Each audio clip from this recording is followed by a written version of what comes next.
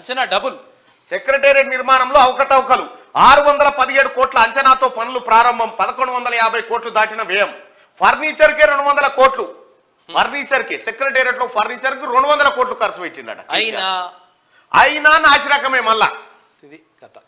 అదనపు ఖర్చుకు పరిపాలన అనుమతి నిల్. ఇప్పటికీ కొనసాగుతున్న వర్క్స్. బీఆర్ఎస్ లీడర్లకు చెందిన సంస్థలకే పనుల బాధ్యతలు. అంచనాల పెంపుపై సర్కార్ ఆరాధిస్తా ఉందట. 617 కోట్లతో కడతామని స్టార్ట్ చేసిరు సెక్రటేరియట్. 1150 కోట్లు దాటిందట. అయినా ఇంకా పని కాలే. ఏమి దొంగతనం ఇది.